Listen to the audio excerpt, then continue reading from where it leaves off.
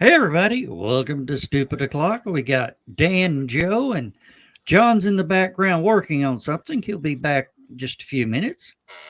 How is everybody doing tonight? Oh, doing just fine. I got a bunch of reference books for that show I was invited to. Yeah. It's not going to be next week as I thought. It's the fourth week of next month. Oh, okay. So I've got plenty of time here. Um, Hey, Zach. I just want to catch up on stuff to make sure that I don't come across as a faker or something, not Oh, being yeah. able to remember details. I mean, it's only been since I was 10 when I started looking into this thing. So, uh, I am working right now to get Zach a link. Oh. yeah, usually John does that in a heartbeat. So, And John's not here right now, so boom, there it is. sounds like a Oh, great song title. I'll have to work on that. yeah. Uh, no, I discovered a neat little bit of history today. And what is that? It involves Henry Ford. If you Oh, remember, the old Model Ts were built, you know, out of wood, a lot of wood. And Ford was bothered about all the scrap wood that was left. And, Ford has got to make a penny off whatever he can, right? Yep. Well, him, Thomas Edison, John Burroughs, and his cousin in law were camping, and they figured out a way to use the scrap wood and sawdust to sell it, make um That was a big selling point for the early Fords was getting yeah, out and seeing the yeah. world. It's just And camping and going to fishing and lakes and they started a charcoal company, and it was called Ford Charcoal. You could only buy it at the Ford dealerships. Hmm. And it eventually worked its way into, hardware stores and all that. And an investment group bought them out in 1951. Well, to honor the cousin-in-law who managed the charcoal business, they named the company after him, Kingsford. Kingsford. And to this takes 2.5 gallons of lighter fluid to get that shit started because it's partially Ford.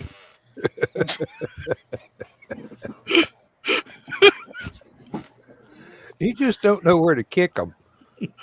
See, the thing was, back then the wheels were wood spoked, Yeah. and of course they were using oak, which was the toughest wood they'd get on a regular basis, to make the spokes and the wheels and all that sort of stuff for the original Model Ts. And he literally had mountains of scrap wood and sawdust there around the place where they made the wheels. And Ford didn't, he's seeing that as wasted money. Yeah, really. It's well, it's that way with any industry.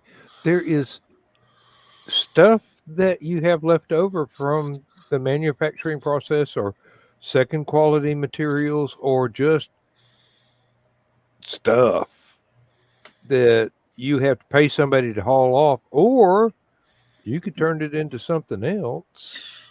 One of the biggest explosive boosters that you can use in the production of basic explosives, including fireworks, is aluminum powder, powdered aluminum. Oh Hmm. yeah. And there are a lot of milling companies out there that if what they're getting off of their machinery is not big enough to melt back down and reuse, guess what they're doing? Selling it to fireworks companies, Yep. among others. You know, over in Joe's neck of the woods, there's this shopping center called Highland Plaza, sort of a Oh strip yeah. mall sort of thing. Well, a little bit bigger than a strip mall, really. Um, they had grocery stores, they had department stores, they had no Tasco, and they had a Sears, a J.C. Penney's, a Loveman's, which is now considered Belk because yeah. they got bought out. There was a Kroger, all in this. Yeah, Kroger. No, the early one I think was a Pruitt's, wasn't it? That was Kroger. Was it? And across the street where the U-Haul is was A&P Groceries. I remember A&P. But the thing I loved about Highland Plaza, other than the Otasco, because you could walk into Otasco and buy anything that you needed. I mean, guns, spark plugs, car stereos, they had everything. But they had a toy store, really good toy store at Highland Plaza. I wish I could remember the name of it. A&M Toys. Was it A&M? Yep. Okay. And there were two really good toy stores in Chattanooga. One was at Highland Plaza, and the other one was out at Eastgate Mall. And I think it also was A&M. Yeah. It was A&M Toys on it. And they had all the really cool, they had the dinky toys. They had the really cool military and car models. They had all the original role-playing games and strategy board games and stuff. Like you could get your Dungeons and Dragons stuff, or your Starfleet battles, or your Traveler, and all sorts of stuff. Or RC car stuff. You could buy all your motors and fuel and stuff for doing RC planes and remote controls and stuff like that. But the thing that really fascinated me about those places, they used to sell the bulk chemicals for the chemistry sets. Whoa. That tells you how old that was. And I could never afford any. Well, hell, back then I couldn't pronounce half the stuff on those shelves. And just, I always wanted to get into that sort of stuff, make your own fireworks or, whatever. Yeah. Well, I learned a good cork, 3 drops of water in a test tube, a good cork in the Bunsen burner. You could put a knot on somebody's head.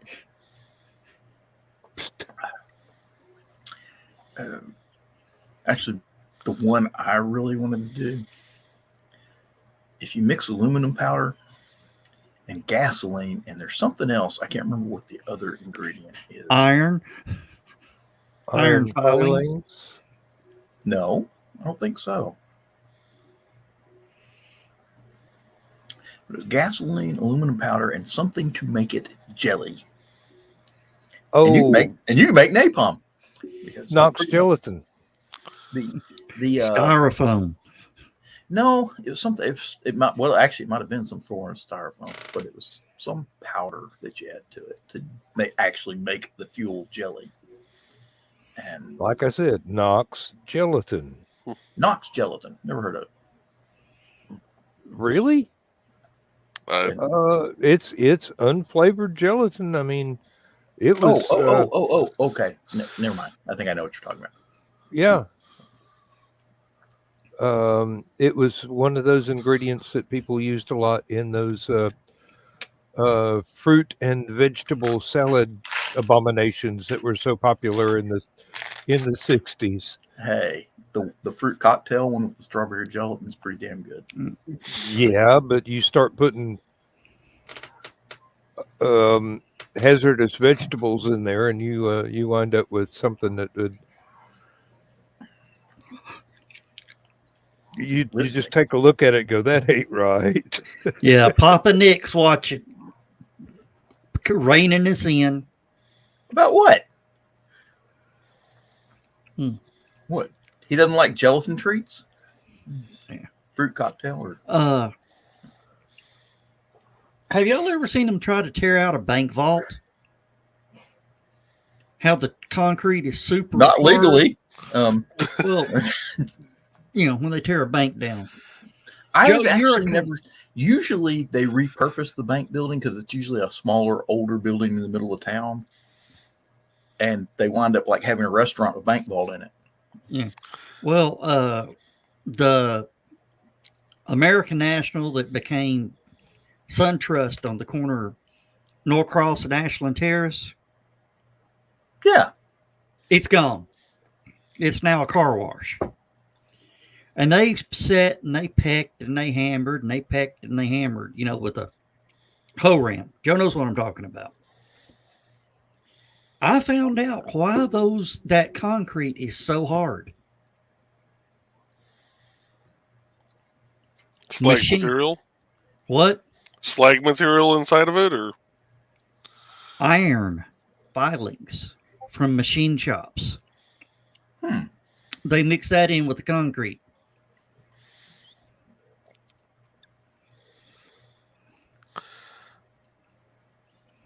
Never heard that one. They use a lot of slag up here from the steel mills, both in the stone that we use on the roadways and not so much in the concrete anymore, but some of the concrete we've been ripping out on this project it actually has kind of a bluish color to it on the inside. And that's primarily from the slag, iron slag that they used. Mm-hmm. Yeah, Carl, it's like rebar, but they've actually got rebar in there too. Mm-hmm. So that this would be mixed into the concrete. I went through this winter warfare school when I was in the military, and they taught us how to make snowcrete and icecrete to fortify your positions. Oh yeah, yeah. I remember that from the fellow that wanted to build aircraft carriers out of it. Well, no, that was what do you call it? Pikecrete or something like that. Pikecrete. Something like that. And it was Pike was his name. Sawdust and of course ice. And he wanted to get the formula just right. And he wanted to build that huge aircraft carrier, basically a floating iceberg. And the idea was if it got bombed, you just went out on deck with a water hose, filled the crater back in, and let it freeze. You let it freeze. Yeah. And you could be operational. And the thing was, now, it had all these engines on pods hanging off the side of the thing to move it around. But it also had like 40 refrigeration plants, like giant air conditioners. Yeah, to keep it frozen. Yeah. To keep the ice frozen. What a bad idea. Just terribly impractical. It was impractical, but it was brilliant. It wasn't terrible. What made it impractical is, it would be so big you couldn't get it near shore. So for an aircraft carrier, how close you got to get? It's the resupply part that would have been a pain in the ass. And then 2, it can't go through any canal. Period. Oh no. And you'd have to keep it, north of 38th parallel. Well, depends on time of year, of course. Because North Atlantic gets pretty warm this time of year. But it's just, the thing was, it was actually, if you look at the design and everything, it was actually a ship just surrounded with ice, basically. A really big ship, mind you. But it would have been cool because you could have landed bombers on it. It was that big. There's your resupply. Well, no, there's no way. Back then, they didn't have that refueling capability, so they couldn't have flown in fuel. They would have. Docking with something like that would have been ridiculously hard. So, it's an island. How hard can it be? The big problem with docking, is you can't stand still. You have to keep moving. Because if you stand still, you're going to bump up against each other. That's why you always see refueling underway and replenishment underway in the Navy. And they got that special contraption with the cables and stuff for running the fuel lines and moving the pallets of cargo across. And they can't use helicopters. Of course, they didn't have helicopters in World War II. Now, the problem is, you start getting close together, the wakes from the two ships will do this too. Again, they'll heterodyne. Yeah. Yeah. And if you get the island of Manhattan versus a refueling ship. Guess which one loses? It ain't the island. No, it ain't the island. So it would have been hard, and I cannot. Now, if they'd this would have been interesting. If they had made it like an assault ship where it's got the boat well in the back, where they could flood the boat well, bring the boats in, and then close the door and empty the boat well, they could have made special freighters just for refueling that thing that simply run in behind it, run in the boat well, and basically dry dock. Yeah. You have them off to the sides, in the back. I mean, hell, it's an iceberg. You can, as long as you can make more ice while you're on the move. But that's the problem with making the ice. You have to have fuel. So this thing's actually, it's using fuel to move. It's using fuel to run all those refrigerator plants, and it's using fuel in the aircraft. That's where you need a couple nuclear reactors in there. You know, funny you should mention that. There was a base up in northern Norway. Okay. Camp Century, it was called. And it was an experiment by the U.S. Navy and the U.S. Air Force and basically U.S. military in general. They were going to go up there. They're going to dig this base under the ice, under 200 feet of ice. And it was kind of like, let the Soviets throw nuclear weapons at us. They'll have to melt all this ice to get to us, right? Right. Okay. So apparently what they're going to do is, they were going to build nuclear missile silos in the ice.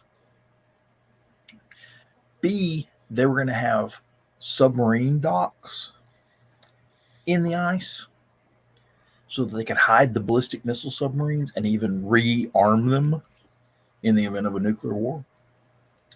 And they were planning on building an Air Force base under the ice and have the runway under the ice. It comes out one side of a mountain or something like that, and airplanes take off. And they were going to power this base with a nuclear reactor. And they actually built the reactor, took it up there, did the experiments, stuff like that. And they figured out real quick, nuclear reactors on ice don't do so good. One of the purposes of a nuclear reactor is to get hot. Yeah. So they actually they pulled the reactor out and actually ran the base on diesel electric, which again, there's that logistics problem of trying to get enough damn diesel fuel up there, to do anything. And it wound up being such a catastrophe that they pretty much abandoned the whole base, and it's still up there frozen. And every so often, bits and chunks of it will reach the surface because it's like a frozen garbage patch now. Everything that was in there has been crushed by ice movement and all that sort of stuff like that. So yeah, look that up. There's still an Air Force base up there. It's on land though. It's our northernmost Air Force base. I'm trying to remember the name of it. well, it's not the one in Greenland. Yes, it is the one in Greenland. Oh, Thule. Thule, thank you. Thule Air Force Base. Thule Air Force Base is about 50 miles away from where Camp Century was. Gives you an idea about how horrible this place is. Okay. For those of you who are thinking about joining the Air Force, let me give you a piece of advice. Air Force personnel tend to bitch about air conditioning all the time. Okay. Sometimes with good reason, especially because the Air Force had some of the best early computers. The problem with the best early computers is they run hot. And trust me, if you've ever been stuck in a hangar, bunker, or trailer with a military grade computer, and they tell you, you have to wear your wool coat, you're like,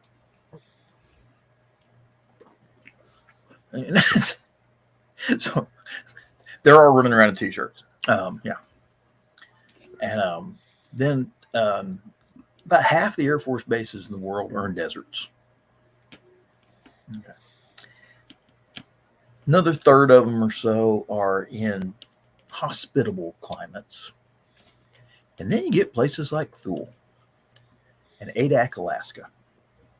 So if you ever start bitching about the air conditioning, they send you someplace that has natural air conditioning.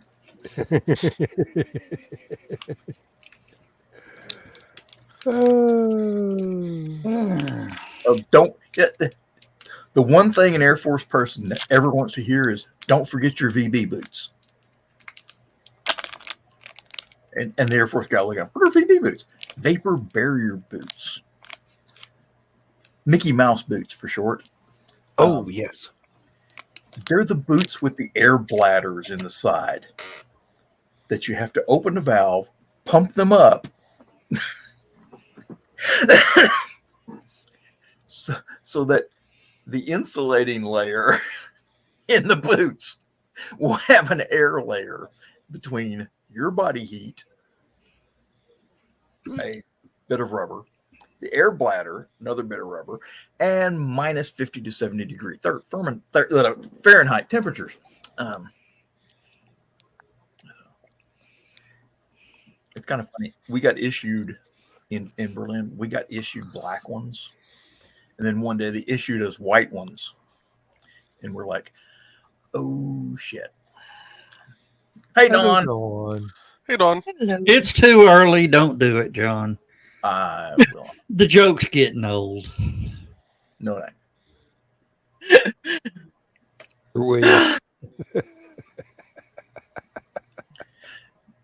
Carl was mentioning Pykrete as a better than nothing type of situation.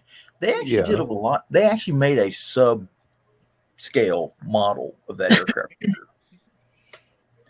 And they used it to experiment with the Pykrete formulas, which was where they figured out how to make the right kind of sawdust, mix it with the right kind of water, and all sorts of stuff. And there was a lot of engineering that went into that idea. And he was going to name it after a Jewish guy from the Bible, whose name I cannot pronounce, Habanakakak or something. And okay, yeah, I know the word. I can't pronounce it either. I mean, but it's the guy that delivered food to Daniel in the lion's den. It's not in the regular Bible; it's in the Apocrypha. Unless you've got an old school Bible. Habakkuk. That's the guy. Mythbusters attempted it. What, the Pykrete? Yeah. Tried to paddle across San Francisco Bay with it. And they found out it wasn't suitable for canoes. Yeah, well, a canoe would be too small for Pykrete. I mean, that's ridiculous. I mean, let me see if I can find a... Well, Mythbusters budget. I mean, seriously. They're not going to be able to build an aircraft carrier. And with this concept, you do have a minimum size that you could build and make it work. Let me see. Yeah, I'm gonna post this stupid clock so y'all can look it up. I found it on Wikipedia. Let's see here. Let's see which one. This thing was going to be 600 meters, 200 feet long, which would have been over twice the size of any existing aircraft carrier at the time. 600 meters would be... So that's 2,000 feet. Yeah, 2,000. You said 200. I'm sorry. Oh, I'm sorry. Let me see here. Misplaced a decimal point. It happens to everybody. Let me see. Yeah, I would imagine. Here's why he picked the name for it. Habakkuk. Okay. He actually has a book of the Bible. Habakkuk does. And let me see if I can read this. And this he named it after Habakkuk 1:5. Behold ye among the heathen, and regard and wonder marvelously. For I will work a work in your days, which ye will not believe, though it be told you. I kind of like this guy. Yeah, really. I'm gonna do it, but you ain't gonna believe your eyes. That's almost like Samuel L. Jackson. And I will smite thee with mighty force, or whatever it is. Yes, Wow. Huh? I just got one of those weird facts. Yeah. The 70 millimeter roll of Oppenheimer The 1 The film? ton. Yeah. weighs 600 pounds and is over 11 miles long. It is literally, they made that movie as big as the cassettes that hold the IMAX film can hold. They can't put any more film in that cassette player. Damn thing's like 10 feet across and a foot thick.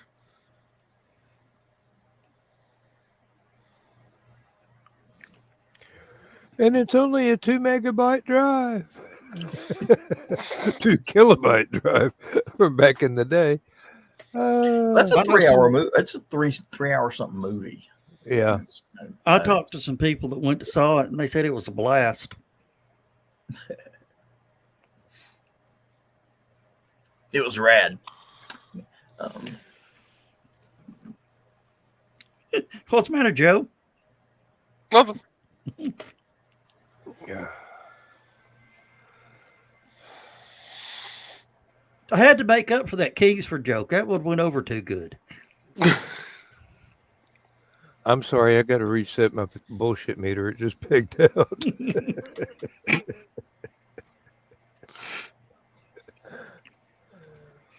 Oh, have y'all seen those videos that they had this? There's this kid sitting in the back seat in the car seat. You know, somebody does something like when you are approached by a shark, put your hand on its nose, pet it, and you can turn it over upside down and it'll swim away. Then there's this little kid in the back seat going, "Oh, bullshit. Bullshit. Bullshit." You're really gonna have to call bullshit on that one. No. If you're approached by a shark, hope you've got a shark stick with lots of reloads. Well, the first thing you don't do if you're going to do diving like that, you don't wear a dark black diving suit. You don't want to look like a seal. Exactly.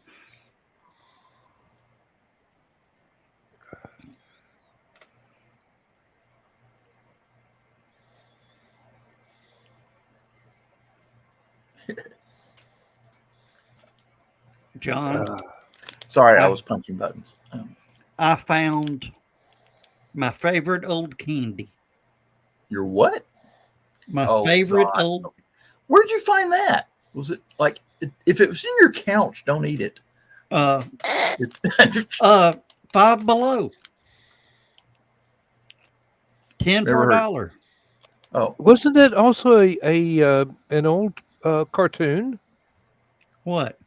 Zots? I don't know. It was very simplistically drawn. The I think you're characters were thinking basically Jot. Jot. Okay, that sounded the same. Hello, Josh. Hello, Josh. Oh, no. What I love about these is you put them in your mouth, you suck on them a little bit, and then it starts fizzing. Sort of like it's got Alka-Seltzer in it. In the very middle, it's got like this little Alka-Seltzer tablet. So you bite into it, and when your saliva hits it, you foam at the mouth. Oh, I think the record so far is 30. Just so Joe knows. 30? 30 at one sitting. Guy put 30 of them in his mouth and tried to bite into them. No. That's about as funny as putting Pop Rocks in the cat box. I was actually at a store today and saw candy cigarettes. Ooh. Oh my goodness! I know. I was How like, many did you "Oh." get? I did not get any. I thought about it, but I didn't get any. Now, which kind of candy cigarettes? The hard candy ones or the bubble gum and powdered smoke cigarettes? Do you The know? mint candy. So okay, the mint candy. Yeah, so The, they're not as the hard one with the little red cherry. yeah, they're not tip. as good. They're not as good Assuming. as the ones when you were a kid. You could blow in them, and the little powdered sugar would come out the end of it. It's Yeah. Was that it powdered I was sugar? I thought those things were made out of chalk. It's That's what probably they tasted like. It's who knows. And then you tore the paper off and it chewed the bubble gum. Zots. Now Joe showed that one package. It looked like it had one Zot in it. Yeah. They used to come in a sleeve, and there would be several of them. I think there were 5 in a sleeve, if I remember correctly. Something like But that. they were like crimped in between. From Yeah, what I and they're remember. like sausages. Yeah. Not that anybody buys sausages like that anymore. Actually, they sell them at the butcher shop in Kroger, like that. Really? You got to go up. You got to go up, and they don't put them on the shelves. You got to go up to the butcher shop. And ask for them. Well, I mean, they're in the display, but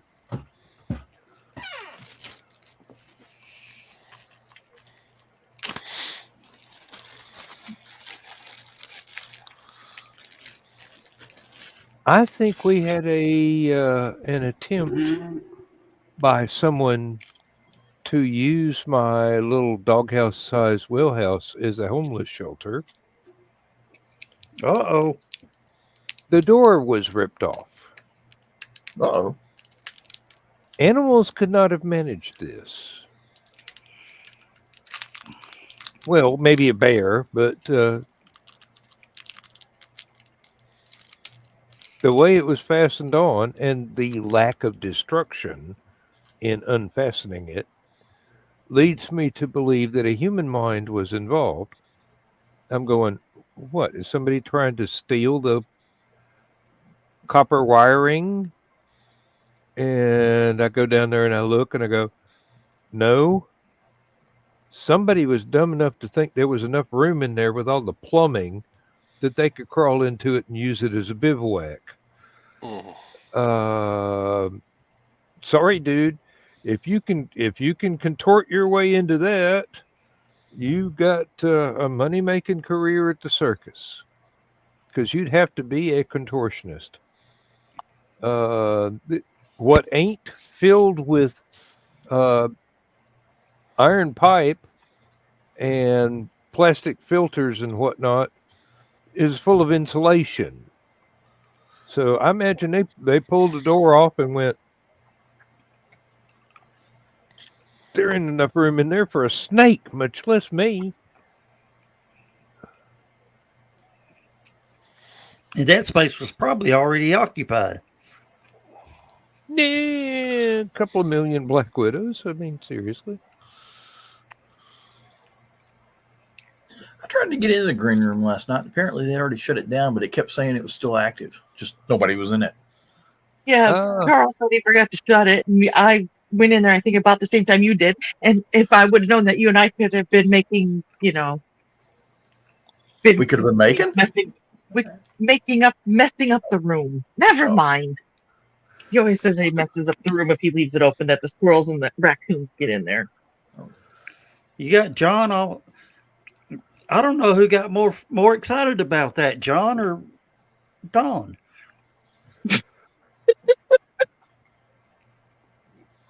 6 of one, half dozen of the other. Yeah. We got down to what was it, Carl? About 11 o'clock, 10 something your time, and I was going, hey, I'm about to pull a last man standing here, so I'm going to go to bed. Yeah, because I jumped in shortly before that. That's right, you did. What is wrong with the green room? Are y'all all getting old and can't stay up late? Yes. Well, apparently John and I are the young bucks that are the party animals.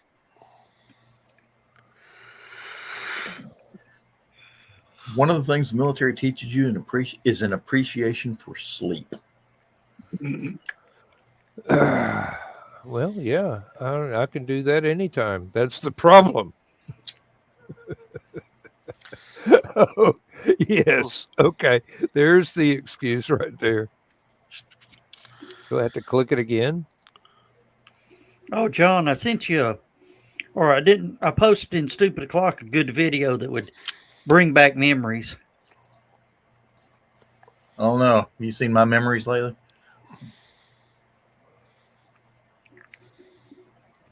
First morning of basic at Paradise Island.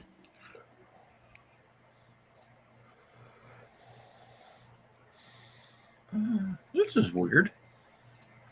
I'm What? trying to post something to. Oh, okay. I see what's going on. Never mind. Apparently, Facebook has figured out if I've got something related to rockets, it sends me to Armchair Rocket Science. So here I was trying to figure out how to get it to go to Armchair Rocket Science, and it was already there. Hey, don't mess with automatic Mm-hmm. for the people, which is actually the name of a very, very good restaurant and catering service in Athens. How big Thought is it was their the parking name lot? of a really good album. No, REM borrowed the name of the restaurant because they enjoyed the cooking so much. Have you ever And- been to an Have you ever been to an automat? Yes, I have been not. many years ago. Yes. Because you see them in old movies, and I was like, "Well, that'd be cool." And then I just could never find one. Now, interestingly enough, I found where one used to be in Berlin, but they bolted all the doors shut and put rubber food inside behind the windows, so it was just a decoration. Mm. Well, basically, it's like a bank of vending machines, but with somebody Putting more food in every in the time. back filling up the vending machines as quickly as they could be emptied. See, that would be like the ultimate con suite at a science fiction convention. Oh yeah. Well, it was a lot like some of the vending areas in a couple of the buildings at University of Georgia back when I was a college student, especially the journalism building had a vast,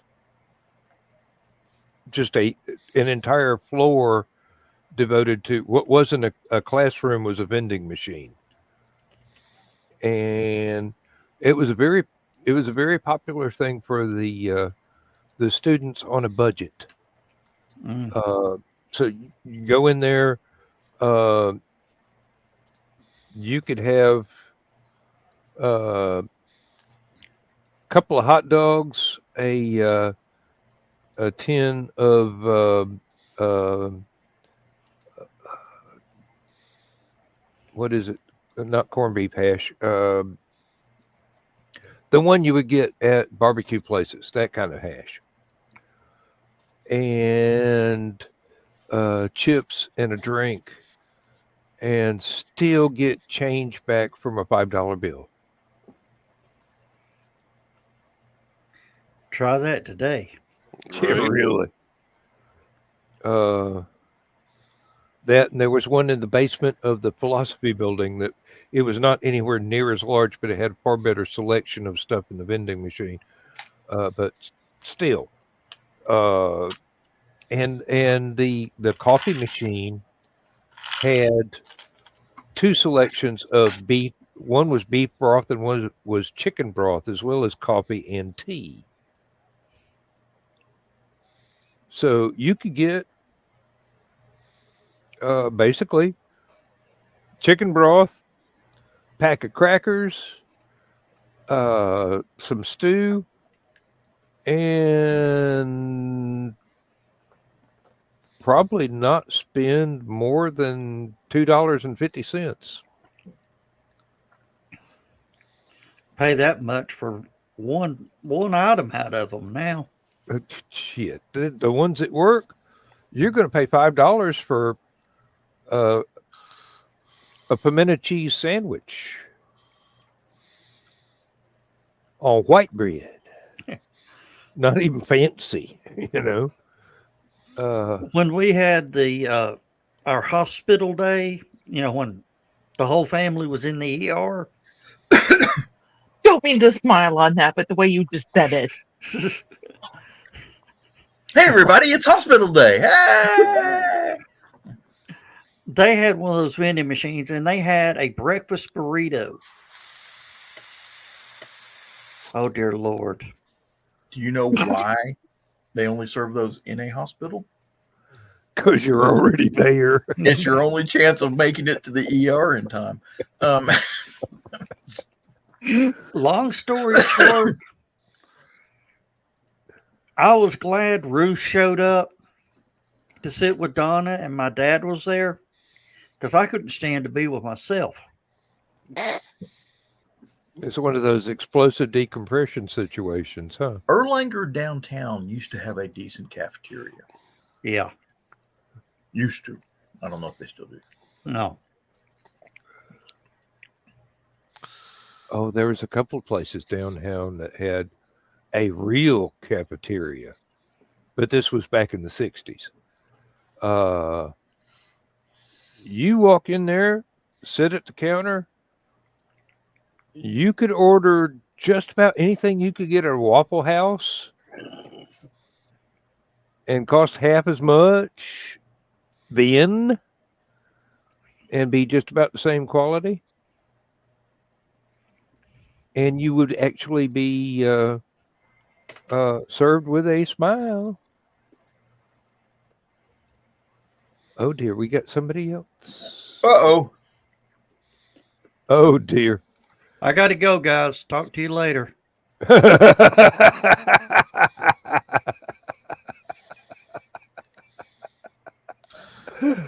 All right, what'd you do?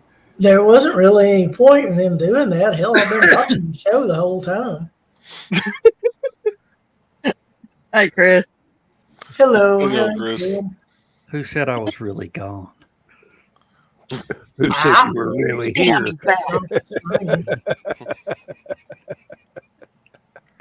No, I was about ready to tell Zaxby to stick it where the sun don't shine tonight. What did Zaxby's do? Well, number one, they forgot my dressing. So I went to the world that is Wally to get some dressing. I got back. They didn't include any forks either.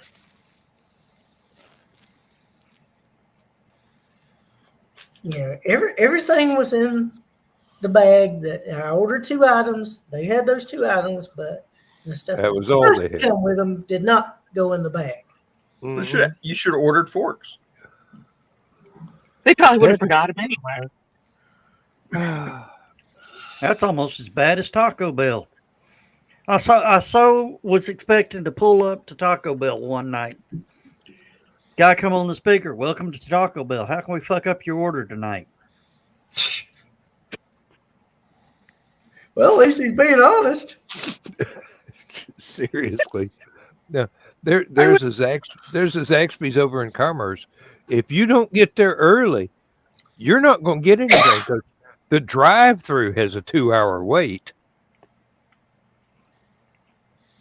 Well, here's the thing. They have a tendency, the one that I went to close early. So I went there before they closed. They had the lights out on the drive-through, but it says they were open to 10:30.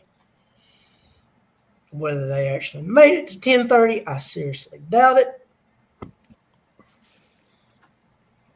Because it was after 9:30, and like I said, they already had all the lights out at the drive-through. That ain't right. No, but you know what? In this day and age, you're lucky if they get any damn thing right. Mm.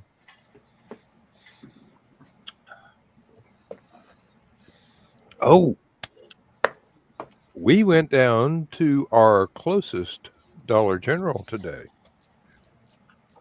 As opposed to the one that's 50 feet the other direction. No, as opposed to the one that's 7 miles the other direction. There was a time here in Ringgold where we had 3 Dollar General stores, all within 2 miles of this house. Well, They have a tendency to do that. this one has just been turned into a Dollar General marketplace. Ooh. So they have fresh vegetables. They For the have one of first time those ever. in Ringgold. Right down, it's where 2A hits Battlefield Parkway. I mean, seriously, we walked in there and I look around and I go, y'all have done the place up a bit. And I'm not going to quote Doctor Who and say I don't like it.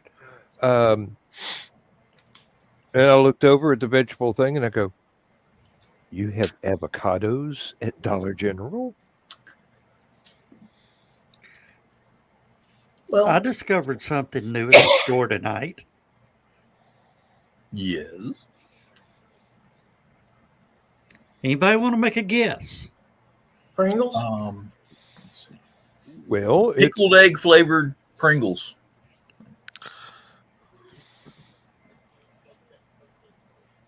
Ooh, that is interesting. Minis. Okay. Yeah, right? Okay. Yeah, that's what about does that. it have a warning sign on the side that says don't eat the entire canister at once? You know, Joe, What? if you were to like cut a hole in the back end of the can and like stick an M80 in the back side of it, and then aim that at somebody when you light the fuse, that'd be evil to hit somebody with. Yeah. It'd also be evil to try and hold on to. It's paper. Mhm. You put an M80 in that, you're going to be hurt worse than the person you're shooting at. Probably. You know, it's interesting, John. You were talking about Dollar Generals and marketplaces and all that. Yes. As far as I know, Dalton, Whitfield County, and Murray County have at least 8 that I can think of. If They've not, got more. okay. I've got one about 4 miles that direction, maybe. Not even 4 miles, somewhere 3 and 4. Maybe right at 3, something like that. That direction. There used to be one over here, but they closed that one and they moved to a new one in downtown Ringgold. Mhm. So it moved 2 miles down 41. Yeah. Okay. But There's that one was still open while they were still opening the second one. So there were literally like 3 Dollar General stores. the interesting thing is the only marketplace that I know of Yeah. is in Eton of all places. In the Dalton area, you mean? It's in Murray County. It's north of Chatsworth. Because there's one, like I said, there's one in Fort Oglethorpe right next. Right next to where the old Kmart used to be. But most of them are, like I said, regular Dollar General stores. And I'm being conservative when I say 8. It's probably closer to 14 in these two They counties. have a regular Dollar General in Fort Oglethorpe anymore.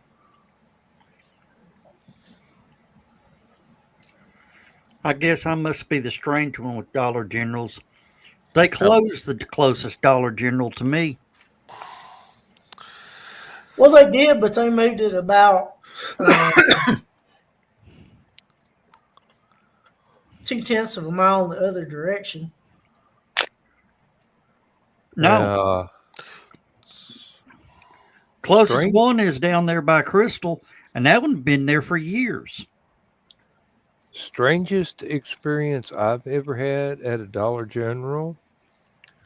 Went to a family reunion up north of Knoxville. Hotel was like 30 yards from the Dollar General, and there was a liquor store across the street, so I wasn't too unhappy with the location of this particular hotel we stayed at. Walked into the Dollar General. Not only was it a marketplace with vegetables and all kind of stuff, they had beer and liquor license. Ooh. I'm going, I have never seen a Dollar General with beer, wine, and liquor. I've seen them with beer. I've seen them with beer and wine. I've never seen liquor. It is East Tennessee, almost Kentucky. Well, Uh, Lucky's right next door. I'm just going, why did my family move from here? Oh, that's right. Daddy got a better job in Georgia. I'll be right back. Yeah. Oh, he's going to Knoxville. Oh, As long Lord. as he makes it back down to Georgia by tomorrow afternoon. Oh, he'll be back in a few minutes. He drives fast. You don't drive that fast. Oh, Lord. He can get to Atlanta real quick, but it takes a little bit longer to get to Knoxville because there's a little bit more mileage involved. Yeah, well. I mean, how you guys were talking earlier about customer service, people forgetting stuff. At a store today, went to check out, and there's a line of people behind me, and I was like, I hope you have a good day. I hope that you don't have any customers that are assholes. She's like, can't believe you said that. Like, well, that's true. Like, that's Really? I mean, okay here at this point in time, because he's like, this poor guy is like he wanted to agree with me, but you know that if they would have found out, like the higher up, that they would have gotten blah blah blah. But yeah, just the look on his face, like, God, I was in retail management for way too many years. I get it. I told him, I said, if I went back into retail, I'd get fired within a day. Oh, God. I don't ever want to work retail again. I feel sorry for people that do it. Mm-hmm. Yeah, that's why I was like, well, that's one job I haven't held. So, Oh. hey, my hat's off to you. I Let- don't have that much patience. I Let- have a let lot of me- tolerance for people, but I don't believe I would have enough to be able to handle that particular profession. Oh, it's a Especially pain. now.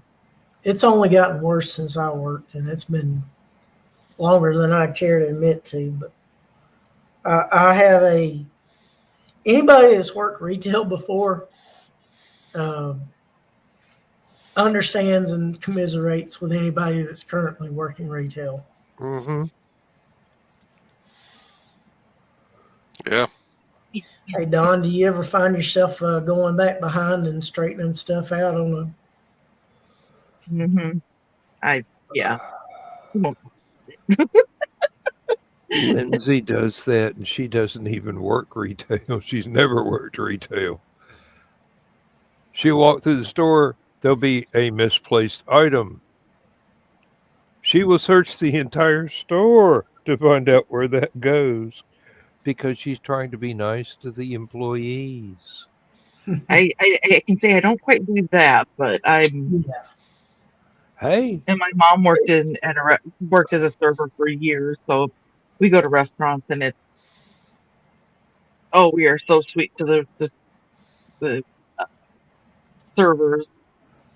well, Unless they're assholes, then they get what they deserve. But any hotel we go to, she makes friends with the room service staff, and I mean, seriously, they wind up going, hey, she used to be head housekeeping out in New Mexico. We're going to treat this woman right, all right? And they always get a good tip when we check out. Oh, Chris and John will understand this. The location. I used to work at a full service gas station. The guy run out to the car and say, fill her up. Yeah. Mhm. I had this one asshole come in and, fill her up. I said, okay. He gets out of the car, walks over, watches me take the gas cap off. Says, don't scratch the paint with the gas hose. Okay, so I, real carefully put the gas hose in, start running it. He goes, go ahead, check my tires.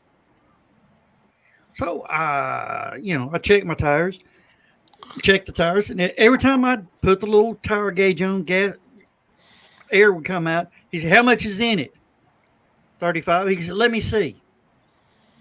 So I had to show him the gauge. Wash the windshield, clean the headlights off, check his oil. Yeah. How much oil's in it? That's full. Let me see. I mean, just going behind me, everything that I do. As I close the hood and he pays, he says, how do I get back to Red Bank?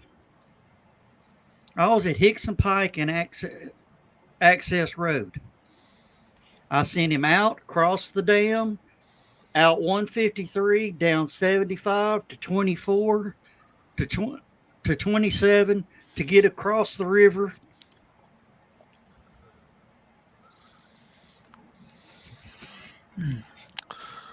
Let me guess. He took the loop. All they had to do was go out of the gas station and turn left. Turn Right. left half a block, turn right, follow that road for a mile and a half. Oh man. We had somebody stop in the middle of I-65, heading southbound, yell over the wall to us, how do I get to I-65 from here? Oh god. You're on it. I am? Yeah. That's what little overhead signs were showing when you were coming up the ramp.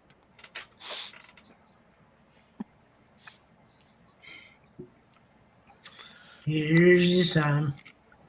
Knew I should have took that left turn at Albuquerque. Don, just so you know, the way I sent him was roughly 25 miles. When he could have been there in about 3. Yeah.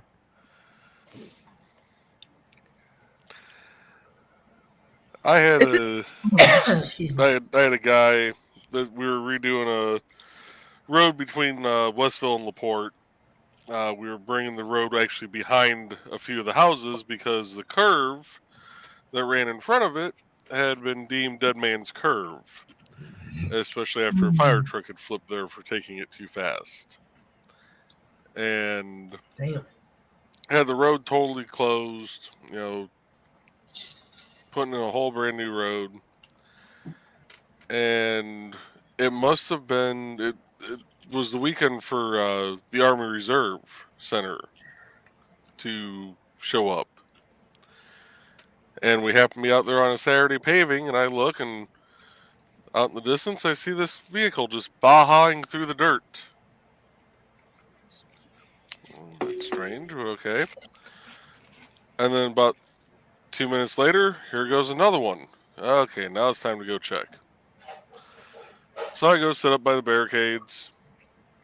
Next vehicle pulls up, I stop him. And in the back seat, I can see the military uniform. Shit. I am going to have a whole bunch of out-of-town people coming through my job site. Awesome. And lost. Yeah. Because with the state, our detours are generally about 24 miles. Because we can only detour on state roads. So the official detour was back down Highway 2 to US 421, 421 south to US 6, US 6 east to State Road 39, and then 39 back north to State Road 2. The people who pulled up, and I either saw their military uniform or they looked like they were heading in for training, got the shorter route. I gave them little country roads, just go back behind, past the first set of barricades that you passed, hang a left on that road, go to T's, hang another left, you'll be back on 2. Older folks got the shorter route because I know they're on a fixed income for the most part. And then the asshole doctor showed up in his nice little sports car. And I said, "I'm sorry, sir, the road's closed. You need to take the detour." "Well, I have to get to the hospital. I have patients I have to go see." "Okay, is it an emergency? Is it, or are you just going to make your rounds?" "I'm just heading up there to make my rounds." "All right. Well," and before I could actually tell him the shorter route, he started to get pissy with me. "Well, what'll happen if I just go around these barricades?" I call the cops and they call a tow truck." "Well, what do you mean?" "My pickup truck barely makes it up and down these grades. Your little bitty sports car is going to get stuck before you even get 3 feet past my barricades." "So you won't try and stop me?" "No, I won't try and stop you because I'll take pictures and laugh. And then you won't get to do your rounds because I don't think they're going to let you do your rounds from the LaPorte County Jail." "Well, what's the detour?" "Well, you're going to have to go back down Highway 2 here to 421, down to 6, 6 to 39, 39 back north." "Well, don't you know our shorter route?" "I'm sorry, sir, I'm not from this area."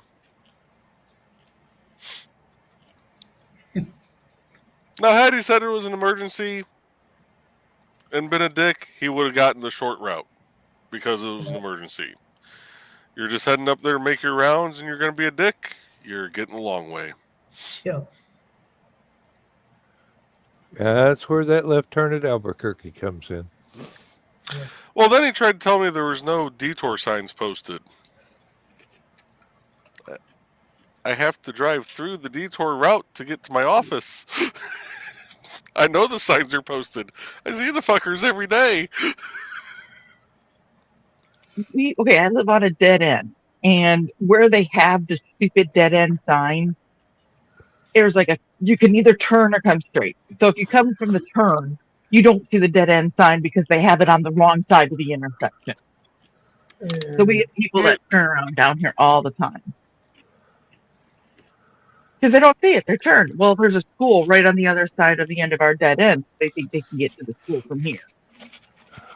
And it does not help that the bitch in the box also tells people they can get to the school from here.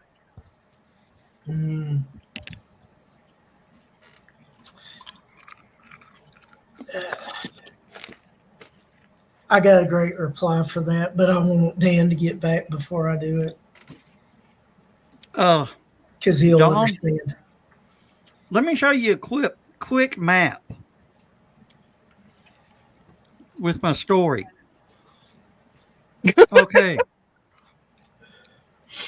This is where I was. He wanted to go here. Wait. I seen him out here, all the way down, all the way around, back out across the river to right there. We can't see the cursor. Yeah, there's no cursor. Oh, no. Yeah. Yeah, you got to do it on the board. Yeah, that would help, wouldn't it? Okay. Yeah. I was like, there it is. You see the cursor? Yep. Yeah. I was here. Okay. He wanted to go here. I sent him out, down, around this way, around, out this way, out like this, up here, and then down to about right there.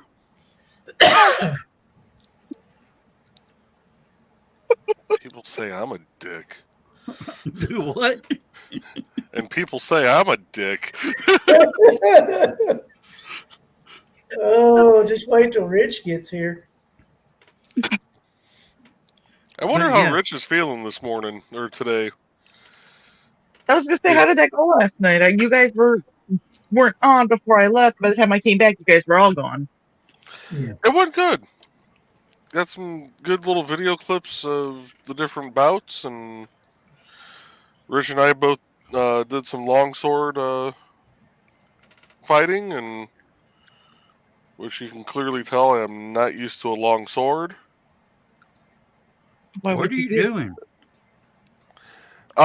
So we had Shakespeare in the Park last night. No, I mean, what are you doing right now?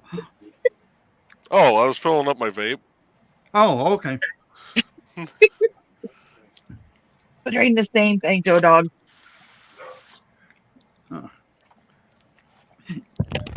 I thought, damn, he's going to shoot up right here on the camera. Nope, just filling up the vape. Yeah, you can definitely tell I'm not used to trying to do the long sword. Just does not work out well. Richie kind of kicked my ass, but I don't know. Did I come in the green room last night? Yeah, I popped into the green room for a minute or two. There when I left. About twice, I do believe. Okay. Well, when I finally made it on, everybody been going about You started off bragging about crystals, and then you came back complaining about crystals, I do believe. Oh, okay. Oh, Don, I'm still complaining about crystals. Back to your story about the dead end and the sign being placed in the wrong place and people thinking they could get to the school from there. Mm-hmm. We need REM's video You Can't Get There From Here playing. Dan would appreciate that. So Yeah.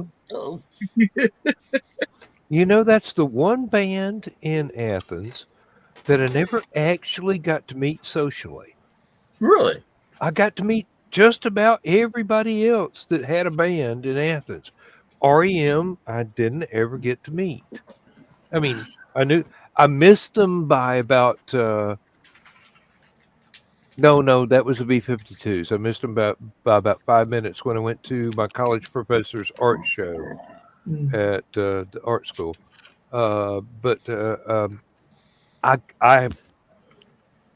I could recognize them walking down the sidewalk in downtown, but that situation didn't ever arise either. I knew what they looked like, never ever got to interact with them. Not that that's, either here nor there. I understand they were very, very nice people. well, guy was college teammate with on Dalton's quiz bowl team. Huge REM thing. One time he got to actually meet them, and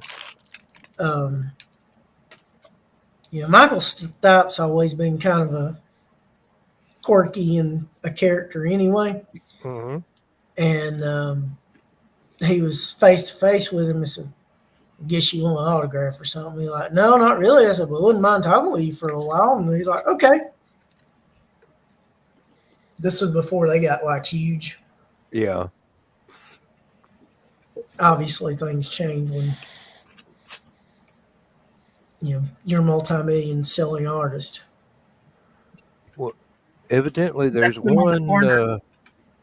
There's one. I don't want to call it a charity shop. It's one of those places. It's a cross between Reconsignment and and a flea market, basically. got little booths all over the place. And evidently, Kate goes there. Kate Pearson from B-52s goes there all the time. Mm-hmm. And it's one of my wife's favorite places to go. But Mm-hmm. she wouldn't know Kate to whatever. After all these years, I mean, everybody's a little bit Mm-hmm. more senior now, so I might not recognize her either. But Yeah, but I bet you I wouldn't be surprised if she struck up a conversation with her. oh yeah, really, it'd just be one of those things where we walk up and I go, "Do you know who you were talking to?" It's kind of funny. Uh, I was, oh, go ahead. John, what are you and Chris doing Friday, October 13th?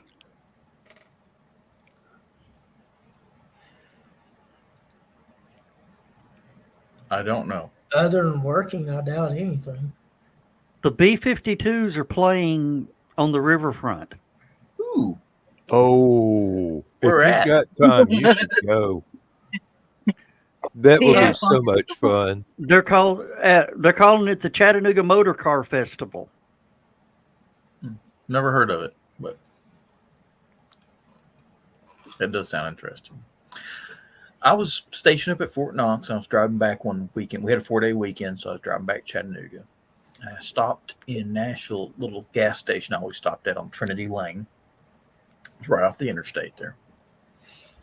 And I go in to get my gas, going in to buy some coffee and some other stuff. I'm standing in line. There's these two women in front of me, an older lady and younger lady. And they've got on like raincoats. They got their hair with the The bonnet sort of thing, and sunglasses. And I look at, and they're in a. I just happened to see them out there. They're in a Thunderbird convertible. Now this was when the year they first came back. Mm-hmm. 80. Oh, the retros. Yeah, that one. Yeah. Talking about 97? That's 87 or 87? No, wait a minute. 99. 99. Was it 99? No, it was because 97 was the last old body. Are you sure? Like the NASCAR racing. This was like 80. Let's see. I was in Fort Knox in 86, 87. And then it was a Okay, that would have been the Bill Elliott Thunderbird era. What was the number? Beg your pardon? Number 9. What was the number? I'm sorry, I didn't understand the question. Number on what? Chris said Bill Elliott. Oh, Yeah, the year, the 87, I mean, the 85 to 87 was when he set the speed record at Daytona. And Talladega. Yes. no, this was just the little Thunderbird convertible that was real popular at the time. Okay, that came out in 99. Because 97 was the last of the NASCAR bodies. This was 80. This had to be 87. I think you're thinking 87, but No, that was the redesign where they had the bigger one. Because my uncle had an this was a 88. little itty bitty like No, retro. that was 99. Yeah, the retro T-Bird was late 90s, early 2000s. 99. Because it went out of production for a year before they retooled to make the new one. Well, it was a little convertible that I thought was the retro Thunderbird. Yeah. And heck, for all I know, it could have been a Corvette. But of course, that is Corvette country up there. Yeah. Anyway, little old lady sitting in front of me, lady next to her, and they're talking. And the younger lady's talking to her, and the old lady talked. And it just, my brain froze because I recognized the voice. It was Loretta Lynn and one of her daughters. Oh, wow. And they had stopped to get gasoline in the car,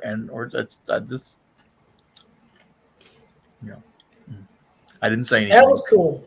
That was kind of cool. I'm like, Because Loretta's got one of those voices you You can't don't- mistake for somebody else's.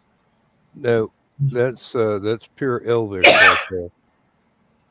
and I knew she lived somewhere outside of Nashville, but I didn't know that it was close enough for her to drive a car to. I don't know why I would think that, but she pretty much owes her life to Nashville. So. And Well, coal mining. one of my teachers from high school,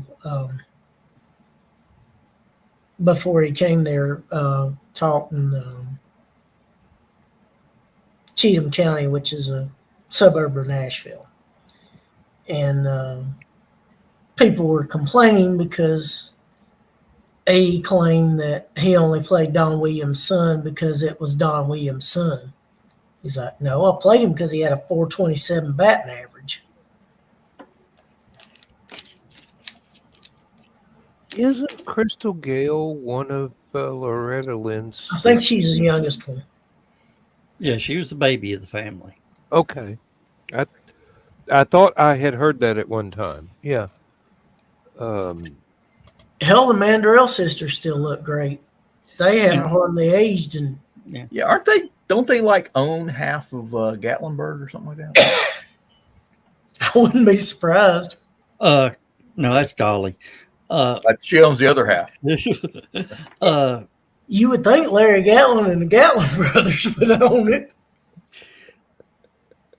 Dan, Crystal Gale, do you know that's not her real name? Well, I wouldn't be a bit surprised. No. Loretta was taking her to an audition for a record deal. Mhm. And she says, you can't go with that name, with the Lynn name. It'll make it hard on you. She says, well, what should we do? She said, I don't know. Let's stop, get something to eat somewhere. They stopped at a Crystal. Mhm. And they thought, Crystal? And Gail is her middle name. Mhm. Mm-hmm. So that's how it came out, Crystal Gale. And they changed the K to a C. Yeah. She can't. Didn't something happen where she can't sing anymore?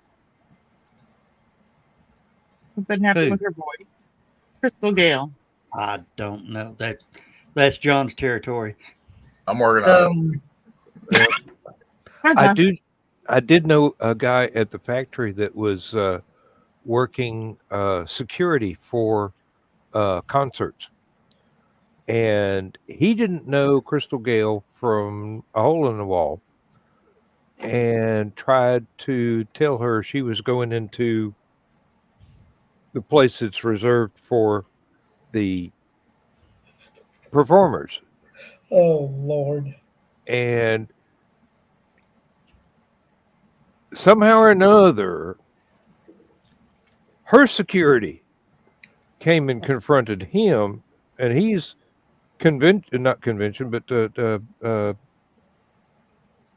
security for the venue.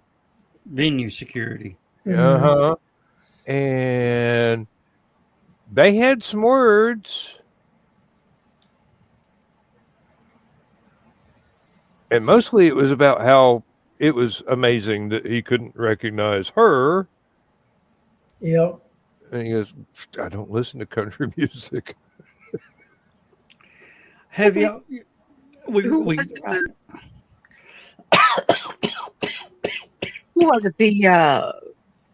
want to say it was Slipknot or something. It wasn't Slipknot, but somebody tried to stop the drummer from going someplace. And he's like, I'm the drummer. And then the people are like, yeah, he's the drummer, blah, blah, blah. And he actually turned around and said, thanks. I appreciate you at least trying to protect my ass from myself. Have y'all ever seen videos? Apparently, Crystal Gale is still active. Yeah. Linda Ronstadt, I think, can't sing because I think she's got MS or something along those lines. There was somebody, but I can't remember who it was. That's tragic right there. Have y'all seen videos of Dolly going through Dollywood in her carriage, her white carriage. You think the No. president was coming. The way they've got stuff roped off, and she's, riding in the, the little white, almost Princess Dolly carriage. It looks like Secret Service agents walking along beside her I with can the see that. thingy in their ear, and they are not looking at Dolly. They are watching the crowd. I can see that because if people aren't Dollywood, they're there to see her, and that is that is goddess, So Yeah. I can see that. But yeah, it was just sort of weird. I'm thinking, Dolly was so approachable, always seems so approachable that she has, Secret Service agents walking her through her park.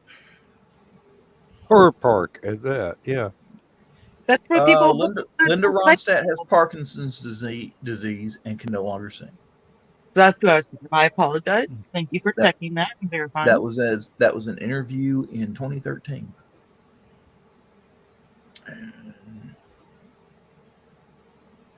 At one time she was the highest paid woman in rock music. I can well believe that. Wow. Yep.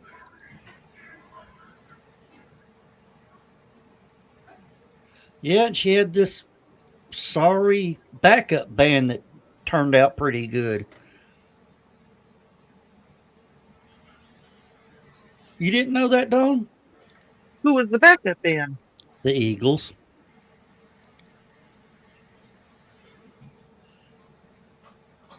I was talking about the other day that that's the one band I really never wanted to see in concert because the lineup had changed so much that when you were going to see the Eagles, it really wasn't the Them Eagles, anymore. if that makes any sense.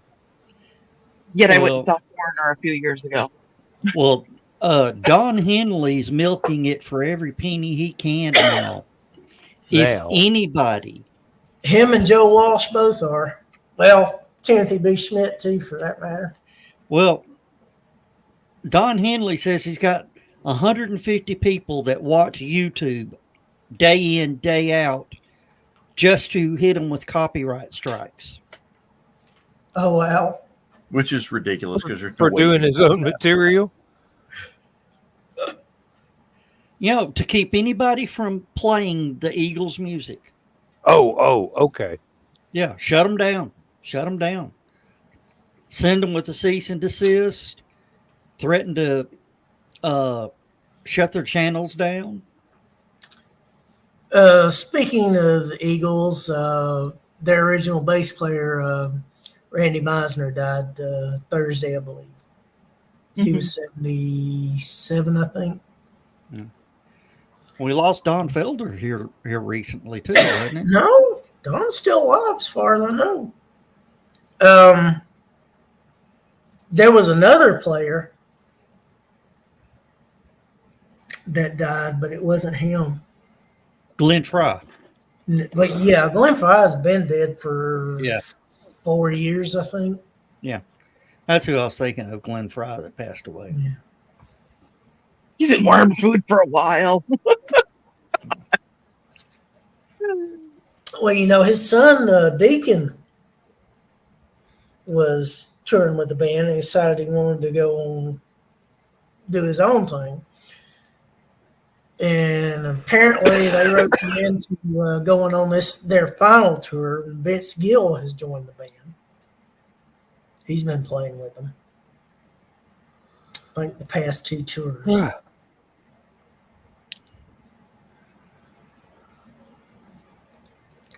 Well, looks like Dayton is fixing to get hammered. I'm gonna have to pull up my other radar and see what's going on. There's a You're severe. in Hollywood now? 30 seconds. Do what? What the heck are you doing in Hollywood? No, he's at Oh, some convention. he's in Hollywood, North Carolina. Hollywood, Florida. Uh,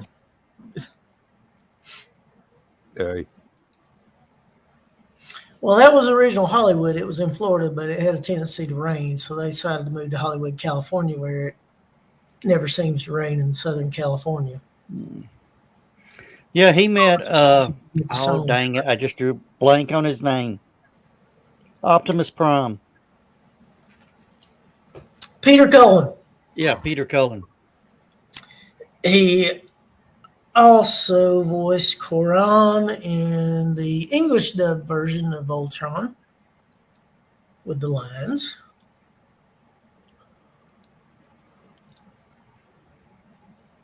Ah, And a few other things. I just find it interesting that Frank Welker not only voiced Fred from Scooby-Doo, he also voiced Megatron. Huh. Who did the voice of Cobra Commander and Starscream? That would be Frank Welker as well. Was that Frank Welker? Okay, Yeah. I could never remember his name. I hate that. There was a time when I used to be able to imitate him so well, and it used to freak people out at science fiction conventions because I would stick my head around the corner and yell, "Starscream!" And it's Cobra. Well, I like the fact that the original Jazz was Scatman Crothers. That, yeah, he did a lot of was it SWAT Cats? He did one, and Hong Kong Phooey, and yeah, Hong Kong Phooey, yes. Yeah. I think he I played remember himself that on really Scooby well. Doo. Yeah. Yeah. You know, that could have been a really dark episode of Scooby Doo if Scatman Crothers had put him in the snowcat and driven him up to the Overview Hotel.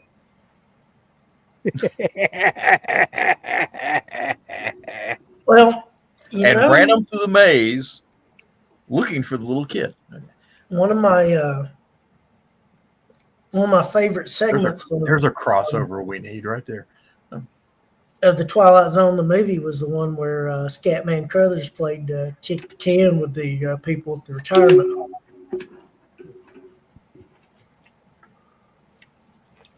Mr. Oh, I AG, do remember that. Mr. AG.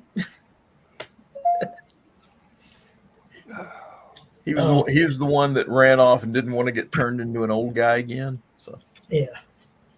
the poor lady that was running the retirement home was looking for him, couldn't find him.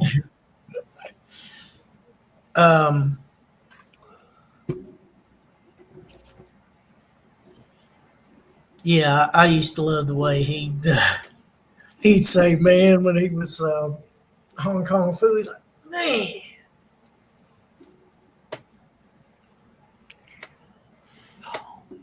Now, strangely enough, I'm not certain. I may have this wrong. I think his last movie was also John Wayne's last movie. Who, Scatman? Yep. No, because wait a minute, you talking about Shoot us. him scrambling John Wayne's voice, right? No. Oh, John wow. Wayne did his last movie was The Shootist. Yeah, well, the Twilight Zone, the movie was '84, so that don't hold water. Really? I thought the Yeah. Twilight Zone movie was for that, but No, it was '84. Because the big news was the gal from Poltergeist, I think, died in it, and so did Vic Morrow.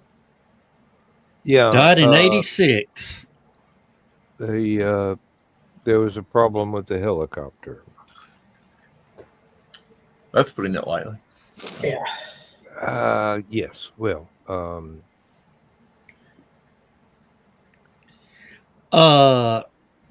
Last thing he did was Transformers: Return of Optimus Prime in 1987.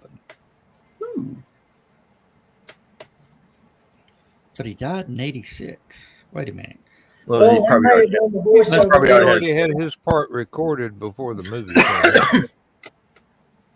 Because, they got to edit and put all that animation together anyway. Yeah, post-production takes a long time. And he played They need jazz. the cartoons. in some movies, post production takes even longer. I'll give you an example. Apocalypse Now took forever for them to do the production, and that was technically R. Lee Ermey's first movie. Yeah, they found him in acting school. They got him in there as a helicopter pilot in Apocalypse Now. His second movie was The Siege of Firebase Gloria. But it took Apocalypse Now so long to get through post-production that Siege of Firebase Gloria came out the year before Apocalypse Now did. So technically, R. Lee Ermey was already on the screen before his first movie came out.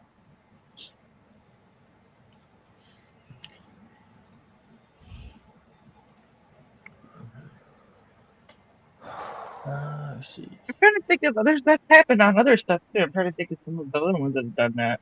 Yeah. Nothing's coming to mind, but yeah. Okay, the Shootist was 76. Yeah.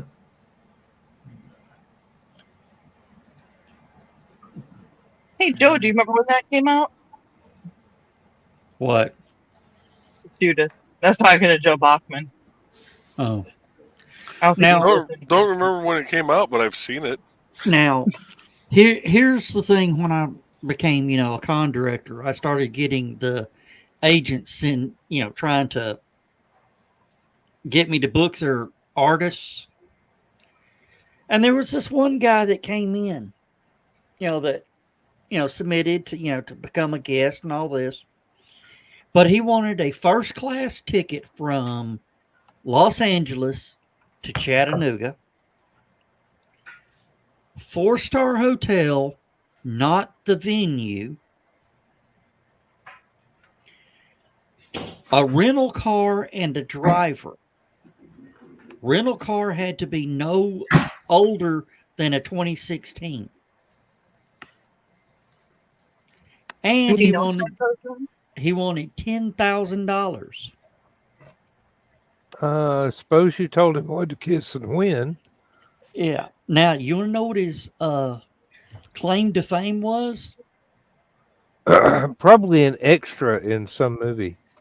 No, he was a stuntman for John Wayne in The Shootist. That ain't worth 10 grand. No. Much less than any of the rest of it. Hell, what he was wanting was another 10 grand. Because one, there's not a first class flight into Chattanooga. Yeah.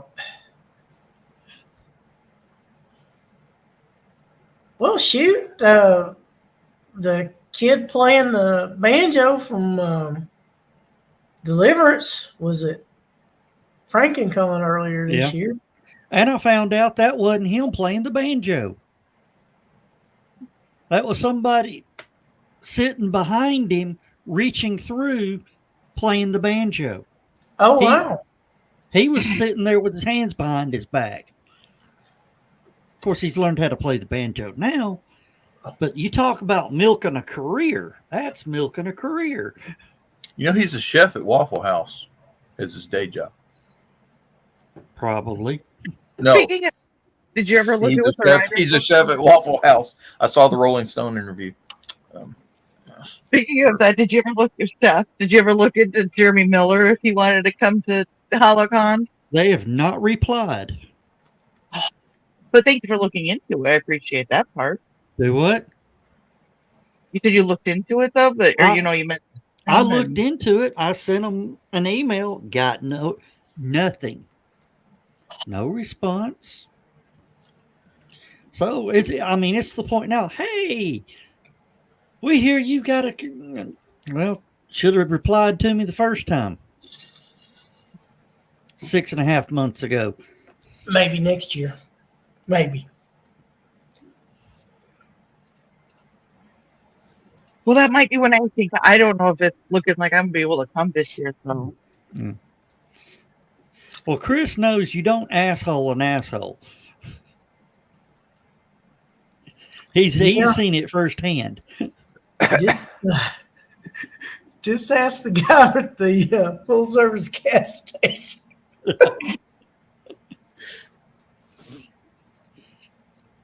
Yeah, Oh, the owner of the gas station, my boss, was standing there.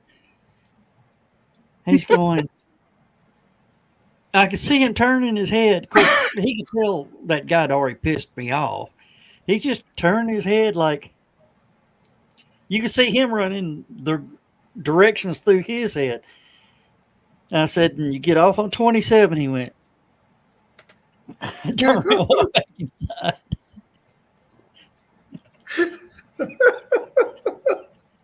Do you Didn't get know on what's to wrong, me. Technical? Oh, I don't know. I wasn't paying attention. Didn't get on to me in front of the guy, but he says, "Why did you do that?" I said, "Because he was an asshole." He goes, "Don't do that again." Okay. hey, they're never going to find their way off the damn shortcut you gave them. They're not going to be able to get online and give the gas station a bad review. No, this was 1986, so there was Yes, no. this was They're pre-internet. definitely not going to be able to get online. They're not even going to be able to phone a friend. Yeah. I mean, they're going to wind up being a part of the larder for a Bigfoot somewhere. As long as he gets where he's going. I think it's more as long as he gets what's coming to him. Purpose Yeah. of one of my favorite things. I want to be a fly on the window of the Karma bus when it runs your over. Who, me? Not you. No. No, nobody specific, but that's one of my favorite things. I just want to be a fly on the window of the bus. Now, I have sent somebody the same way to get to downtown Chattanooga. Joe is going to die and go Yep. to hell. And when he gets there, he's going to look around like, I'm not supposed to be here. Devil's go, let me see. Hey, you're right, Joe. You're not supposed to be here. You need to go to heaven. Let me tell you how to get there. Go down there past the eternal flames. They'll be on your left. Go down there and get to the eternal flames. Yeah, turn left. No, I sent Take the somebody. escalator up to Hartsfield, and then you change planes there. Somebody wanted the fastest way downtown. Of course, they came in being an asshole. I sent them the same direction. Had they gone back out to the road they're on and turned left and just followed that road for about 8 miles, they'd have been in downtown Chattanooga. I sent them the 25 miles around town. Scenic version. Hey, I knew they wouldn't run out of gas because they just filled up.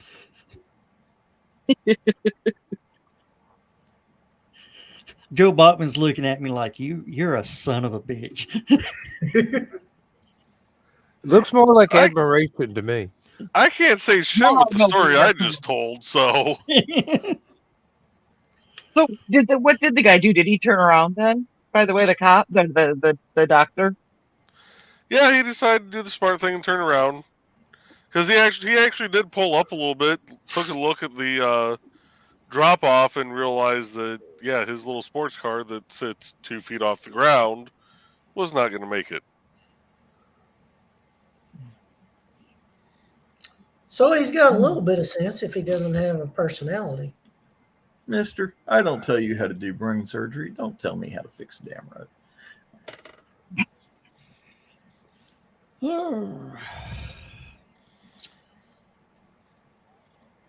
Well, Don, I hate that you probably ain't gonna be able to make it this year, but maybe next year. Yeah, I just Yeah, maybe next year there'll be enough food. But we don't serve leftovers from the year before. No. Usually. No, I take all of those home. I still got to do something with that chili and those nacho cheese. I still haven't opened an open bottle of barbecue sauce, a 1 gallon bottle of barbecue sauce. It's probably out of date by now. Yep. Heck, they were almost out of date then. That's what we do. If there's anything left over, we start, the shelf stable stuff. Mhm. If it's not going to make it to next year, we just Somebody Hand it goes over. home with it. That's the way I always Hey, do with if- Woodstock. I don't know If how y'all many don't years. want, you if know, y'all don't they- want this, it's going in the dumpster. That's pretty much what we say. Yep. That's what I did with Woodstock, though. Bags of chips or hot, just different. Who knows what I'd come home with? Because they had nachos, and if you had bags of chips, Oh, There's no telling. I had to start shopping for those that brand of nacho chips that y'all had. Oh, they sell those at Costco. Well, we got to find a Costco around here because Lindsay loved them. we put Costco across the river from us, Dan. I don't think a 12-hour drive is going to be in my budget. Good grief, there's one in Fort Oglethorpe before you get to Chattanooga. Yeah. And I'm sure there's closer ones to you, Dan, in Atlanta. I think Gwinnett County's got one. There should be near- one in Athens. There should be. I don't know where it is, but there should be. I don't know about Athens, but I know there's one near Gwinnett Place Mall. Damn. That's not too awful far from you, Dan. I guess. No, I'm going only to about visit. 90 minutes. They're really good chips. They are really good chips. They're not that damn good. What kind of chips are these chips? There might be one in Athens. Of course, who knows the way Commerce and Jefferson's growing. Well, Might be one there. that's within 15, 20 minutes driving range. Yeah. I just realized what these would be good for. They're easier to crunch up. Have you seen where people are breading chicken and Yes, and the Doritos? I've wanted to try that and just. have I've not. never done Doritos, but I've done potato chips many times. Done Actually, what? Potato chips. Potato chip chicken. Could you imagine what chicken and Doritos would be like? I think that would be pretty good considering that they use. I use like the bar. I like using the barbecue chips. Make potato chip chicken. Cool Ranch chicken would be awesome. But this one guy, he was doing that, and he did what was it, the flaming hot Cheetos. the flaming hot Cheetos or whatever it was, and I was like, ooh, be kind of like Popeyes.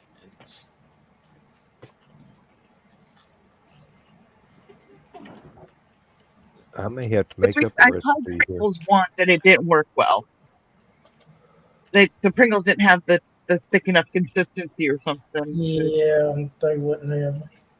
It wasn't bad. It just wasn't as good as the regular potato. It's Fritos probably one of those are things where the cheaper potato chips are actually better for it than because they're tougher. Fritos would probably work.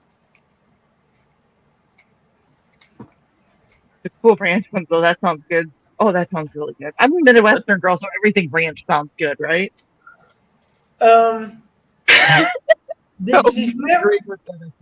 Did you ever try Bugles? Oh, I No. love those. I love those. They're very hard to find down here. Now Funyuns they're could be American. interesting. Yeah, Ooh. Funyuns would be good with something. I don't know if it would be like that same kind of consistency that the Pringles turned into because they're kind of mushed together and then dehydrated. You would probably do better with French fried onions. French fried onions. Are good. But Oh yeah. I don't know if you crush them up enough. Yeah, but if you layered them up thick Excuse enough and they had enough of a what's the word I'm looking for? Something that connects the two. Binds. Yeah, binder. Because I mean, when you make the potato chip chicken, you put it in an egg mixture first, and then Yeah. you put the breading on after that. But maybe that's what I'll make for dinner tomorrow night. That kind of sounds good.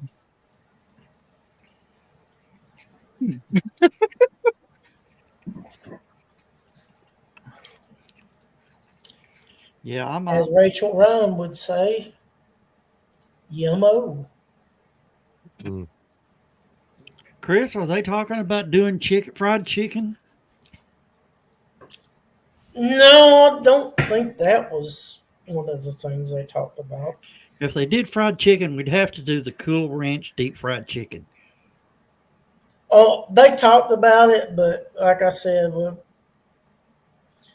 we've more or less got it zeroed in. It's just Joe, that made Joe look up for just a split second. Well, But yeah, And Don was like, ooh. okay, they say Midwest ranch dressing is Midwest, but it is. And Hey, Joe. honestly, with me, because I can't have ketchup, I have to use ranch as a condiment for a lot of stuff. You can't have what? I can't have tomatoes, Oh, Donna's the same so way. I can't. So I can't have ketchup. So if like my fries, I have to dunk them in ranch dressing. Joe, Well, I got something. Now I'm going to tell you something. Try mustard with your French. Ugh, I'm not a mustard girl. Hey, Joe. Yeah. I got something for the fridges to make sure that everything's gotten out when they need to be gotten out. Oh, you got the whiteboard? Yep. All right. No, at conventions, usually Saturday night, you'll see me walking around with a bowl of potato chips and mustard. Never been a mustard person. And honestly, I don't know if I'm because I'm not a mustard person. I've never looked at the ingredients. I don't know if I can even have it. There's not It's tomatoes. better if you got honey mixed in with it. Yeah, honey mustard's good. But no, yellow mustard and potato chips. That is my convention special. That's my treat at convention. So my wife absolutely hates yellow mustard with a passion. Yeah. Actually, the only mustard she likes actually is honey mustard. Yeah. Which also with sweet potato fries, honey mustard is amazing. That's what I'm missing. I got Pringles now has sweet potato Pringles, I think I remember seeing something about that. which means I've got to start hunting for it. My wife pulled a slick one and hid them from me. So I got. So there's one time my wife was making me a sandwich. Just one time. It could happen. Hey, Actually, I you don't got think her she's to make made a one. sandwich. That needs to be celebrated. I don't think she's made one since this. At least not one with.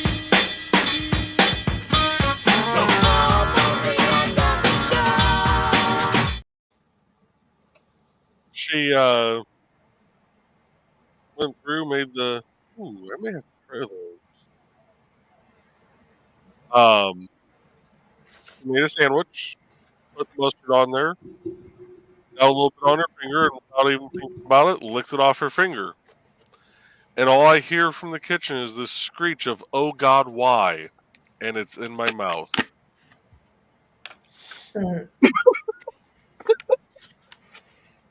I'm not touching that. Not the green room.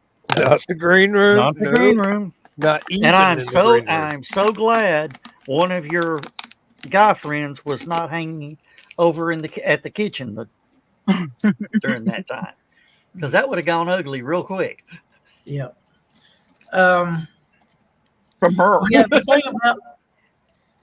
The thing about honey mustard is it needs to be the right mixture, because if it's not the right mixture, it can taste not so good.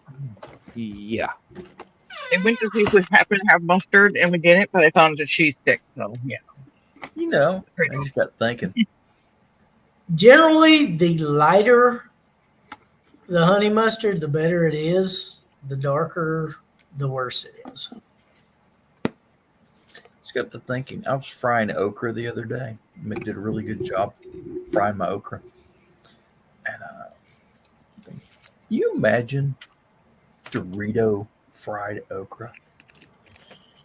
Cool Ranch Dorito fried okra. No, nacho cheese might be good, but not Yeah. Cool Ranch. Cornmeal is the only thing that should go on fried okra. Doritos. Like orca. Doritos. Doritos. Be on Yeah. you. If you got Doritos crushed, it is cornmeal. Yeah. But the nacho cheese would taste better than the Cool Ranch, in my opinion. I think Cool Ranch okra would be really cool. Sweet, spicy chili fried okra. So technically, I could eat French's yellow mustard. Look at the ingredient. Surprised what they all put lemon juice in. Be surprised. 'Cause I can't have lemon juice. Okay. Just make a list can of have what you citrus. can have, but it'll take less time. What was that, Dan? I said, make a list of what you can have. It'll take less time. Okay. They got It depends. okay. They got flaming hot nacho Doritos. They got flaming hot lemon Doritos, barbecue flaming hots. The flaming hot Cool Ranch. I didn't know they made flaming hot Cool Ranch. Sweet, spicy chili Doritos is awesome. It's the bomb. Oh, don't forget the ghost pepper Doritos. It's not. Apparently, it's giving me crap. I don't want ghost pepper Doritos. I don't want ghost peppers, period. Don't eat John's chili. I don't like Eddie? anything hotter than habaneros.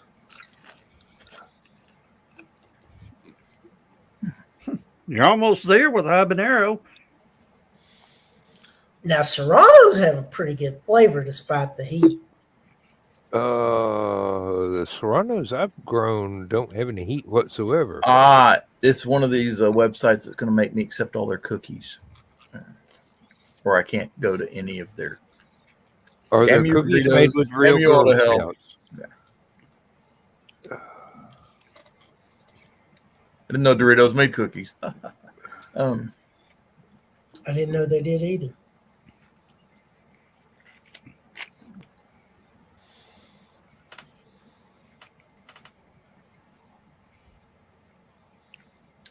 Well, guys, it's 2 minutes to wrap up. So, what do we Yep. got to say? What do we got planned for this week? I got work to do. I don't know about y'all. Yeah. I got work to do. And Chris, I'll print that off in the morning before I leave. You know, because something will come up that one of us needs to put on the list. So Well, just make sure you got the right date on it this time. I do.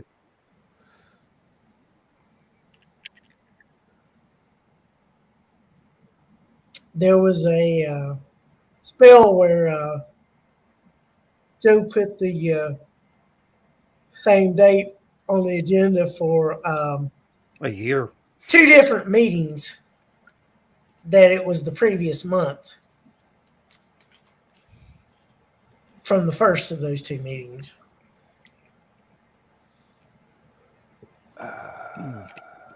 And with that, guys, let's say good night.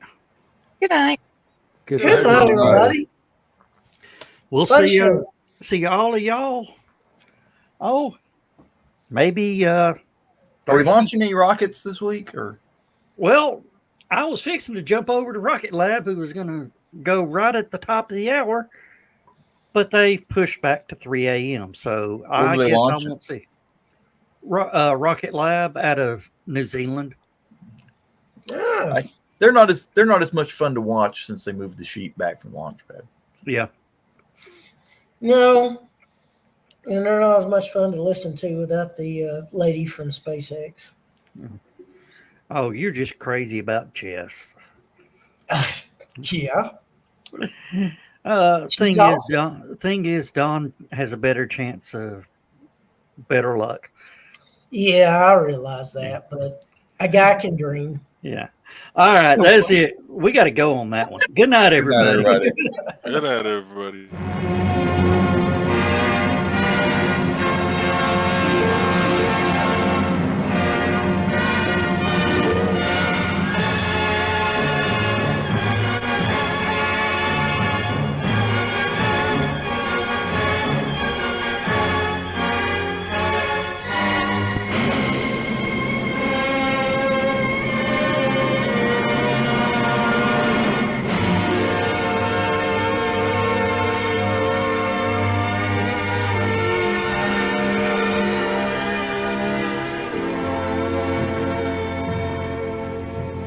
Oh, I have slept the surly bonds of earth and danced the skies on laughter-silvered wings. Sunward I've climbed and joined the tumbling mirth of sun-split clouds and done 100 things you have not dreamed of.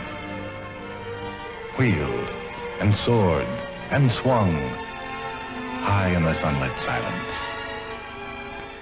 Hovering there, I've chased the shouting wind along and flung my eager craft through footless halls of air. Up, up the long, delirious, burning blue, I've topped the windswept heights with easy grace, when never lark nor even eagle flew. And while with silent, lifting mind, I've trod the high, untrespassed sanctity of space, put out my hand and touched the face of God.